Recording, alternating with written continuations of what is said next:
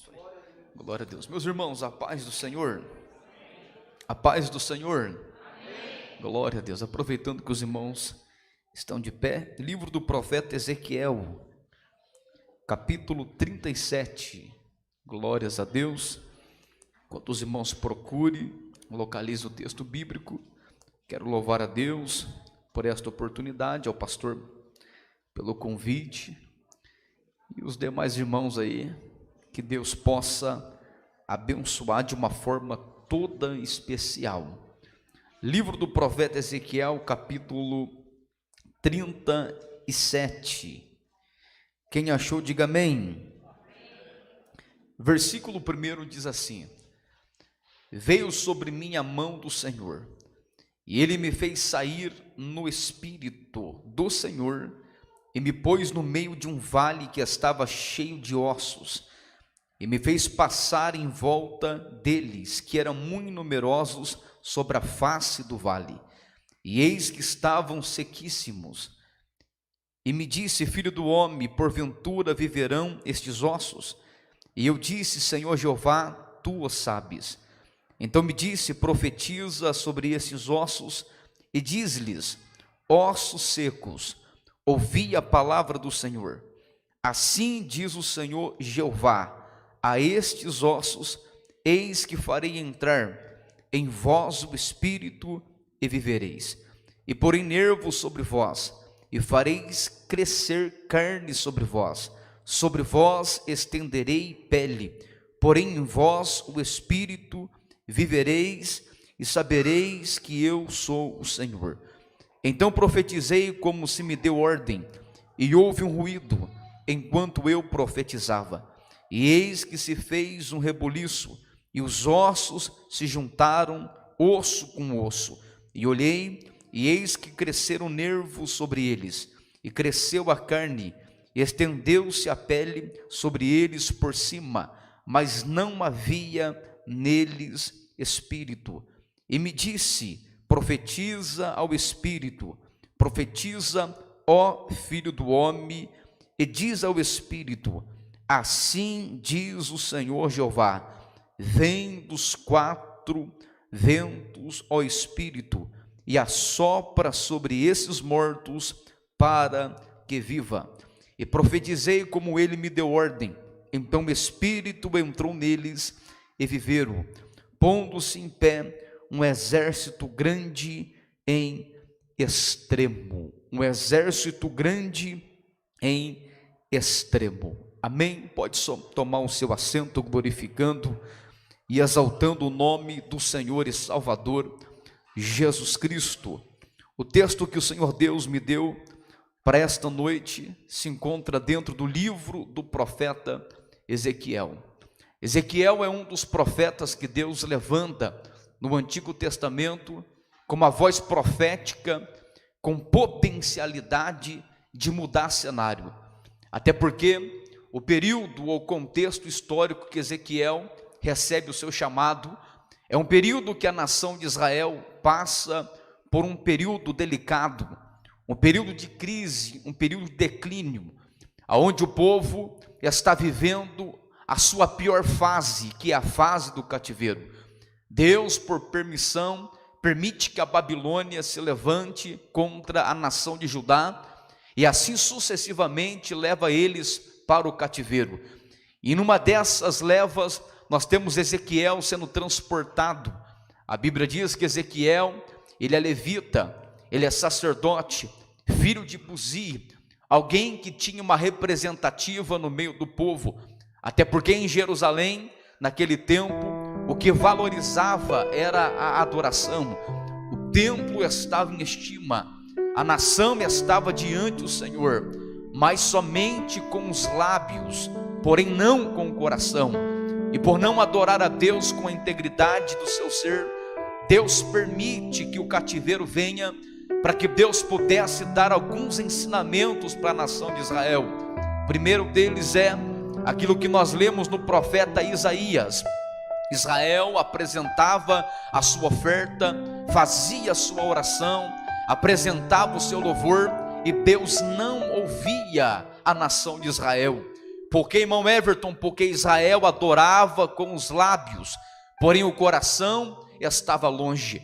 A expressão do capítulo 1 do profeta Isaías, ela é forte, ela é poderosa, porque a Bíblia nos ensina assim, Deus dizendo que o boi conhece o seu dono, o jumento conhece a sua manjedoura, porém Israel não tem conhecimento do seu Deus. É o período que a nação de Israel está vivendo. Oséias também é um dos profetas que anuncia neste período de crise, dizendo que o povo perece por causa do conhecimento, porque lhe falta a instrução do Senhor. Então Israel é levado para o cativeiro, e junto com eles está Ezequiel.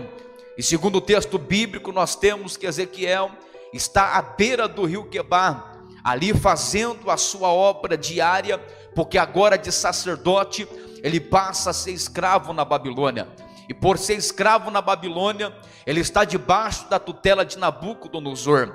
Só que é neste período, na beira do rio Quebar, que Deus revela-se a Ezequiel. É neste período que Deus ele vem nas visões celestiais e se apresenta ao profeta. É interessante notarmos no capítulo 1 que a visão de Deus a Ezequiel é a visão progressiva daquilo que levaria Ezequiel a contemplar o trono de Deus. Há uma ideologia judaica dentro da cultura de Israel, que Deus não poderia se apresentar em outro lugar a não ser em Jerusalém. Havia uma mentalidade na nação de Israel, e todo judeu naquele tempo preservava por isso, que era a questão de Deus se manifestar somente no templo. Ou seja, para eles a presença de Deus estava restrita. Para eles a presença de Deus não poderia se manifestar em outro lugar a não ser em Jerusalém, a casa de Deus, a habitação de Deus.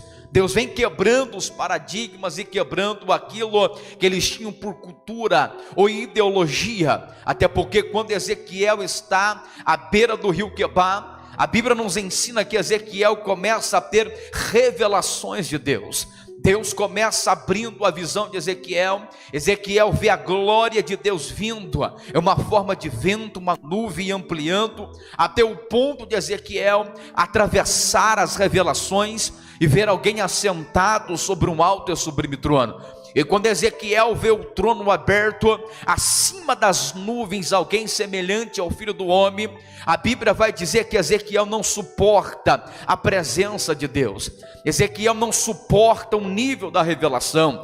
Ele cai sobre o seu rosto em terra, e entra o capítulo 2, Deus dizendo para Ezequiel: Filho do homem, põe-te em pé e eu falarei contigo. Ezequiel cai não é porque Ezequiel estava fraco fisicamente, não buscando a Deus como muitos pregam. Ezequiel cai porque o nível da glória de Deus é tão extremo, é tão poderosa, que a carne não consegue suportar aquilo que Deus revela. Deus no capítulo 1 e no capítulo 2 revela uma verdade para a nação de Israel, dizendo a seguinte expressão: quando eu quero me revelar a alguém, não existe um lugar, não existe uma geografia. Quando eu quero me revelar a alguém, não existe uma posição certa, não é só em Jerusalém, porque quando Ezequiel está andando, fazendo o seu serviço como servo, a primeira revelação que Ezequiel vê é dos querubins da glória de Deus, é a presença de Deus dentro da Babilônia. É Deus dizendo nas entrelinhas para Ezequiel: o meu povo foi para o cativeiro, mas eu desci junto. O meu povo entrou no processo, mas eu entrei junto. O meu povo foi ser provado na Babilônia, mas eu entrei junto.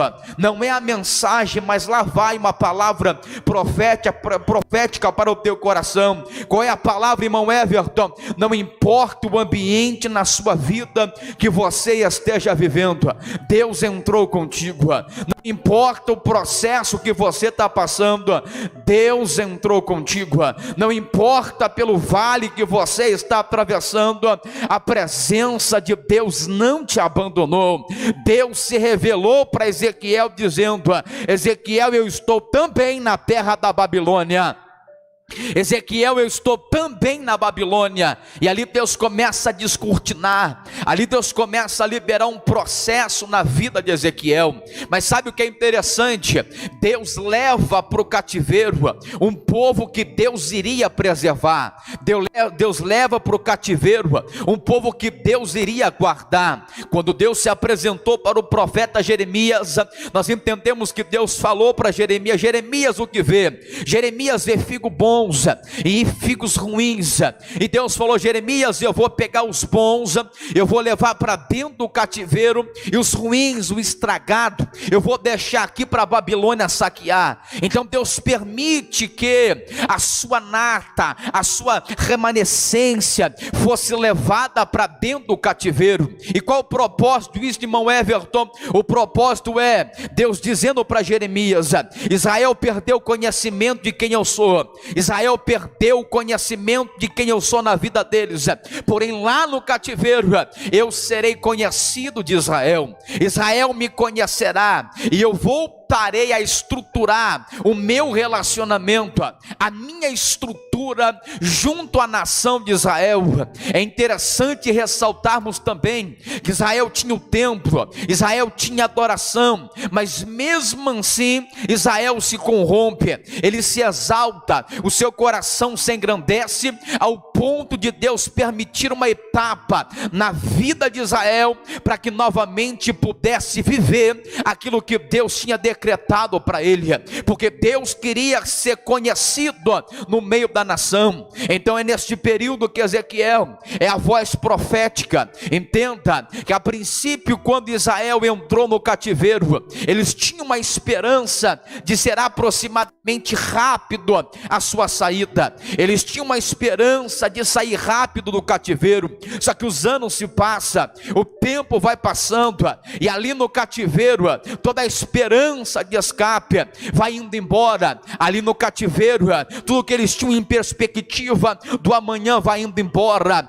Ali os sonhos de Israel vai embora. Ali toda a manifestação humana, projeto humano que poderia usar em recurso para sair do cativeiro vai embora. Israel então entra num período de sequidão. O capítulo 37 revela esta crise, o capítulo 37 revela este quadro.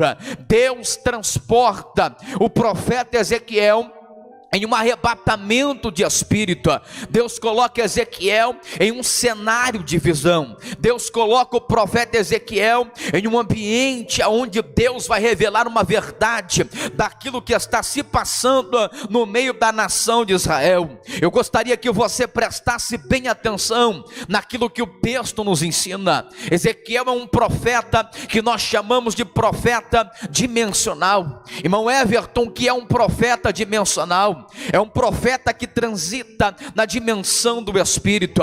Vindo sobre ele a mão do Senhor o transportava para um nível profético de revelação. E Deus então agora vai falar com o profeta. Veio sobre ele a mão do Senhor, e o Espírito de Deus o arrebatou para uma visão de um vale. Este vale é um cemitério onde não tem vida. Deus transporta o profeta Ezequiel para dentro deste vale, e ali neste vale a Bíblia nos ensina que o Espírito do Senhor impulsiona o profeta a se mover no vale. A primeira verdade que temos no vale que Deus revela para Ezequiel é Deus dando autoconhecimento da situação da nação, Deus dando autoconhecimento e revelando para Ezequiel o que se passa dentro da nação de Israel. Ezequiel presencia um vale, e ali ele dá uma volta neste vale. Ele começa a observar que dentro deste cemitério havia muitos ossos, e é interessante notar que esses ossos não eram recentes, já faziam tempo.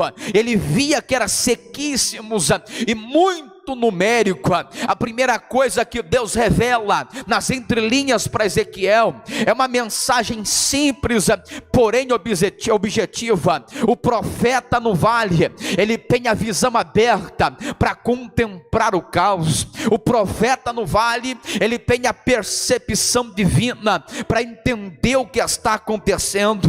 Não é para qualquer pessoa, mas só para aqueles que Deus traz a revelação. Ezequiel está vendo um período de sequidão. Ezequiel está vendo um período de escassez.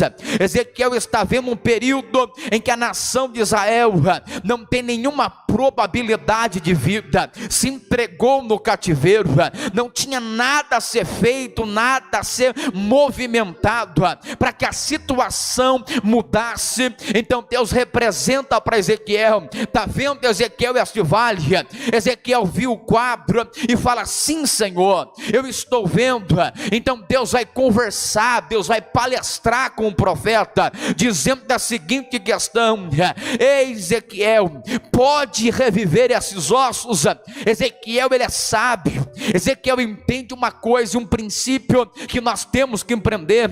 Qual é o princípio, irmão Everton? Tem coisas que não é o homem que faz, tem coisas que o homem não pode fazer. Ezequiel está entendendo o seguinte: Senhor, esta questão não é para homem, esta questão não é para homem resolver. Então, Senhor, tu o sabe. Se é outra pessoa sem discernimento, vai dizer: Senhor, eu vou mexer aqui e as coisas vão mudar. Senhor, eu vou pegar esse osso, eu vou tentar movimentar ele e as coisas vai dar certo. Existe vale na vida que não é para nós resolver. Existem questões na vida que não é para nós resolver. Existem problemas na vida que, quando nós tentamos colocar a mão, simplesmente vamos estragar aquilo que era para ser feito.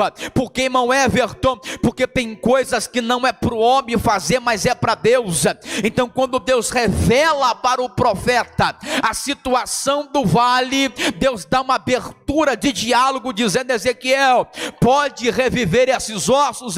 Ezequiel fala assim: Senhor, eu não posso, mas o Senhor sabe. Só o Senhor pode resolver. Eu estou simplificando. Senhor, eu andei pelo vale, eu vi que faz tempo. Senhor, eu andei por vale, eu vi que não tem probabilidade. Senhor, eu andei por vale, eu vi que não tem como reviver. Senhor, eu andei pelo vale e não há nada a ser feito, ainda eu sendo profeta, mas eu sei que o Senhor tem poder para solucionar qualquer vale que seja. Eu sei que o Senhor tem poder de movimentar qualquer vale que seja. Eu sei que o Senhor tem poder de fazer. Então, a responsabilidade não é minha, a responsabilidade em fazer é do Senhor. Sabe o que Ezequiel está fazendo? Senhor, soberano aqui não sou eu, soberano aqui é o Senhor. Senhor, grande aqui não sou eu, grande aqui é o Senhor. Senhor, quem pode fazer milagre aqui não sou eu, quem pode fazer milagre é o Senhor. Senhor, quem pode abrir a porta desse vale não sou eu, quem pode abrir a porta é o Senhor. Senhor, quem pode movimentar o quadro da nação de Israel não sou eu, mas é o Senhor quem pode movimentar. Sabe o que Ezequiel está dizendo? Senhor, na ótica humana não existe nenhuma porta para mudar o cenário, mas eu sei que tu és o Deus que muda cenário. Eu sei que tu és o Deus que pode mudar a história.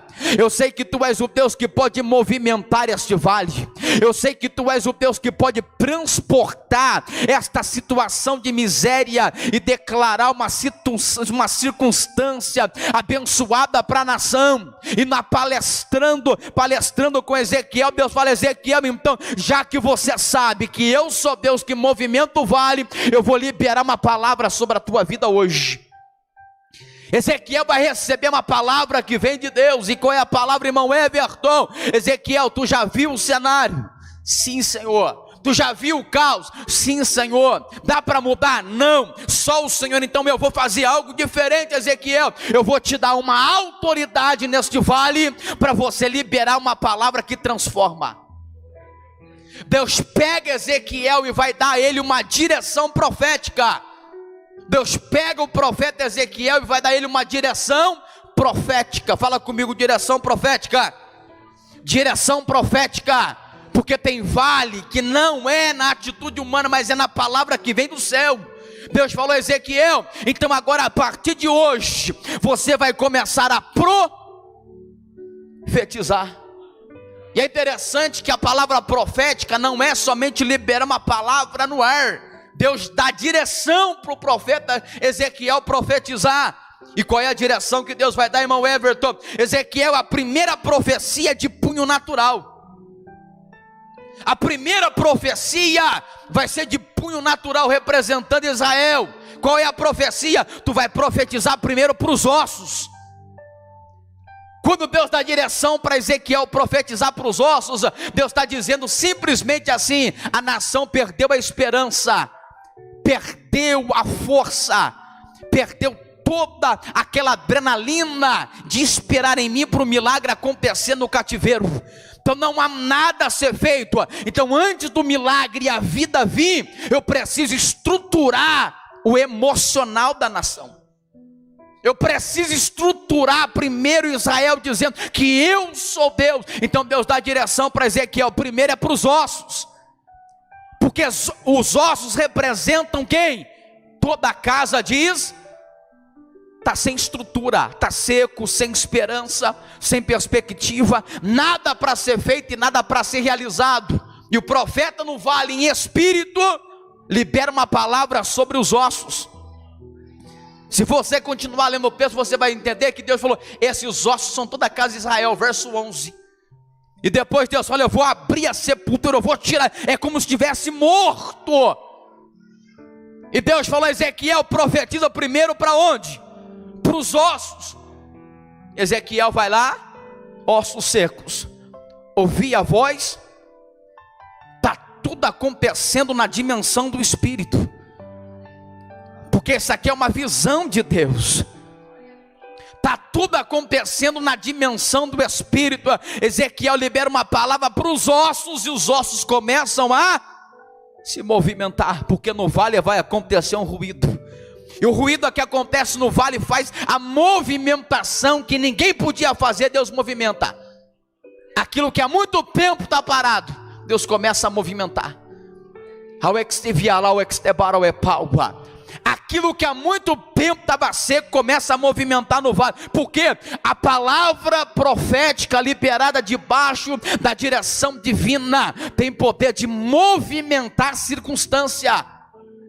Você não está entendendo? A palavra liberada debaixo da direção divina tem poder para mudar a circunstância, que é uma verdade. Sabe quando a terra estava debaixo de maldição? Quando Deus amaldiçoou a terra por causa do pecado de Adão, a terra está sobre maldição, e vai vindo serviço e serviço. Mas quando Lameque vai ter um filho, ele entende o poder da palavra profética. O que ele entende, irmão Everton? Quando ele pega a criança no colo, ele vai dar um nome profético para o menino, dizendo: este chamará Noé. Ele libera a palavra: porquanto ele vai nos consolar, ele vai nos ajudar nas obras das nossas mãos, por causa da terra que o Senhor Deus amaldiçoou. Você não está entendendo? Lameque entendeu um princípio. Qual o princípio? Eu tenho autoridade do céu para liberar uma palavra para mudar o ambiente. Toda a terra está corrompida, toda a terra está virada do avesso, está todo mundo se prostituindo e violando o princípio do céu. Mas Deus olhou para a terra e viu que um pai liberou uma palavra sobre um filho, dizendo: este vai nos consolar. E o único que se encontrou naquele tempo foi Noé, porque quando os olhos de Deus passou na terra, quem que Deus viu? Quem que Deus viu? Noé. Que outra palavra profética? Quando Judá, ele liberou uma palavra sobre Tamar, dizendo: vai para a casa do teu pai, vai para a casa da tua mãe, e fique lá até que eu dê o meu filho menor para ti. E aí, irmão Everton, foi, o filho cresceu, não deu. Só que a palavra de Judá é tão poderosa que estagnou a casa de Tamar em uma posição geográfica e não crescia, até o ponto dele de violar e pecar e ela gerar dele. Só que mesmo assim a palavra não foi quebrada. Ele falou: volta para sua casa de novo. E voltou e gerou. Só que a descendência de Judá, se você ler Bíblia, você vai entender que ela não prospera. Ela não prospera. Geograficamente dizendo, é uma panelinha. Até no tempo que Deus desperta o coração de um homem para fazer uma oração chamada Jabes. É a oração de Jabes. Alguém já leu a oração de Jabes? A oração de Jabes é: Senhor, se tu ampliares os meus termos. Ele entendeu, nós estamos estacionados, localizados em uma posição geográfica, mas eu sei que o Senhor tem poder para liberar uma palavra e a circunstância ser mudada. Você não está entendendo? A palavra tem poder para mudar ambiente. Não é a palavra que você libera, mas é a palavra que Deus libera ao teu respeito. Deus dizendo: eu mudei a situação de Noé, eu mudei a situação de Jabes, e agora eu estou mudando a situação da nação de Israel por uma palavra liberada. Levanta a sua mão para cima, porque hoje é a noite que Deus vai liberar uma palavra ao teu respeito. Eu não sei qual é o vale que você está passando, eu não sei qual é a circunstância que você está vivendo, eu não sei qual é o olho do furacão que você está enfrentando, eu não sei qual é a tempestade que você está atravessando, mas está na hora de liberar uma palavra sobre a tua vida hoje, porque aquilo que está morto vai voltar a viver, aquilo que estava sem estabilidade vai voltar a ter estabilidade. Eu vejo Deus liberando uma palavra ao teu respeito hoje. É o ex devia labracanda lebrebal. Eu estou vendo Deus liberando uma palavra. Por quê, irmão Everton? Porque quando Ele libera uma palavra, ninguém pode bloquear a sua operação. Não, não. Eu vou melhorar para você entender. Se Deus hoje entrar para pelejar na tua causa, eu tenho certeza que o vale que você está vivendo, irmão Everton, o meu filho está nas drogas, Deus entra lá e libera uma palavra, traz vida para ele. Eu é pai. Irmão Everton, a minha casa está de ponta cabeça, não tem problema. Uma palavra liberada diretamente do trono de Deus vai movimentar este vale que você está vivendo. Eu é paracanda labracebe. A palavra vai ser liberada, e quando ela é liberada, o ruído acontece. Quando ela é liberado, o ruído acontece, e aquilo que estava fora do lugar começa a se encaixar, osso com osso. Depois veio o que? Nervo. Depois veio a carne. E depois vem o que? Pele. A primeira profecia e punho profético de Ezequiel é representativa da nação de Israel, que Deus traria estrutura, animaria, traria de volta a sonhar com o dia do livramento, com o dia da mudança. Se você ler os Salmos, você vai entender. Nós estávamos no cativeiro, estávamos com os que sonhava, porque não havia realidade, mas Deus mudaria aquilo que não era realidade para eles, como fosse realidade, porque Deus iria testar o povo no cativeiro, ia conhecer o povo, ia ser conhecido do povo. Então a primeira profecia que Ezequiel libera é para onde? Para os ossos, na representativa de dizer, na parte natural, Deus mudaria o quadro e a circunstância para impulsionar o milagre acontecer na casa de Israel. Só que lá vai a segunda palavra profética para eu encerrar essa mensagem. Qual é a segunda palavra profética, irmão Everton? Deus dá outra direção para Ezequiel, porque quando ele libera a primeira palavra, as coisas se ajuntam, as coisas se organizam, e tudo se está no seu devido lugar. Um exército forte, poderoso. Ezequiel olhou e ainda faltava vida. Faltava o quê? Vida. Profetizar para o osso é fácil. Agora profetizar para o espírito é outro patamar. Porque Deus, quando Ele faz por etapa. Existe o projeto, existe o processo, existe a promessa. Fala comigo: existe o projeto, Existe o processo e existe a promessa. Deus chamou José na onde? Lá na casa de seu pai. Deus revela para ele o projeto. José passa pelo processo e depois, quando ele assume, ele vive a promessa. Deus chamou Moisés, Moisés foi preservado como projeto, passa pelo processo no deserto de Midian, e quando ele está conduzindo o povo, é o período da promessa. Israel está vivendo o quê? O processo para depois viver a promessa, porque o projeto já estava em Israel. Jesus tinha um projeto, passou pelo processo e viveu a promessa da redenção, a expiação na cruz. Então Israel está num processo e Deus levanta o profeta agora para liberar uma palavra que não é aqui, mas é aqui. Olha que forte. Deus vai liberar uma palavra que não é aqui, porque profetizar aqui é fácil, porque Israel já viu o vale, ele andava no meio dos cativos, ele conhecia o quadro da nação. Mas Deus falou a Ezequiel: eu vou subir um nível profético. Tu vai profetizar agora sobre o Espírito. Fica de pé comigo. Eu vou profetizar sobre o Espírito.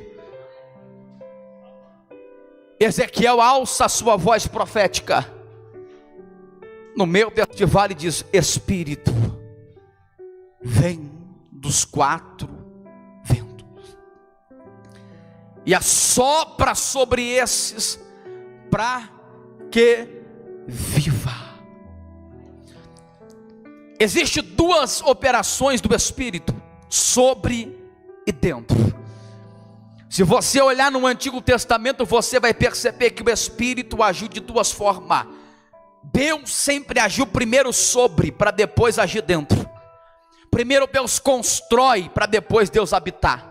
Primeiro Deus reconstrói, para depois Deus habitar. Você não está entendendo? Primeiro Deus restitui, para depois Deus vir e soprar. Deus formou Adão, para depois assoprar. Deus fez o tabernáculo e estava sobre o tabernáculo na nuvem. Depois que o tabernáculo foi construído, Deus desceu e dentro. No tempo de Salomão, Deus estava na instrução, sobre. Depois da construção, o sacrifício apresentado, Deus recebe a oferenda de Salomão, e Deus que estava em cima, Deus veio dentro, desceu para habitar. Entenda, primeiro Deus constrói ou reconstrói Israel para Deus habitar no meio da nação.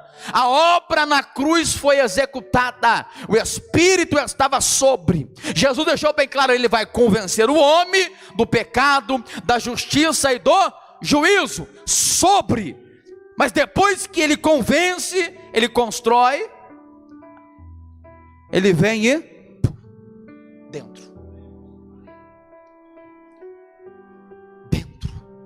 Ezequiel 36, um capítulo antes, Deus prometeu para Israel: eu vou mudar o coração de pedra e vou dar um coração de carne. Eu vou quebrar a soberba e vou dar um espírito novo.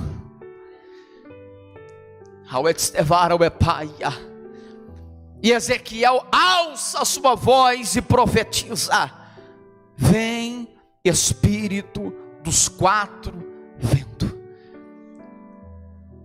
E aonde tinha morte, a vida passou. Levanta as suas mãos assim. Aonde tinha morte, a vida passou. Irmão Everton, tu não sabe o processo que eu vivo, nem as lutas que eu me enfrento, nem o deserto que eu passo, mas hoje Deus vai trazer vida para este vale. Porque enquanto nós estamos aqui, a palavra está sendo liberada. Há um Deus que está cuidando dos mínimos detalhes da sua trajetória. Há um Deus que está entrando aonde ninguém entra ao teu respeito. Há um Deus que está mudando o quadro da medicina ao teu respeito. há um Deus que está anulando sentença de morte para a tua casa. Quando nós pregamos isso, tem pessoas que não entendem. Eu quero a didática, tá? Lê Bíblia e vai para a escola dominical, mas eu vim aqui para ser profeta. Eu não vim aqui para ensinar e dar uma didática. Eu vim aqui para liberar algo do céu para a tua vida. E a palavra de Deus liberada hoje é: aonde havia um cenário de destruição,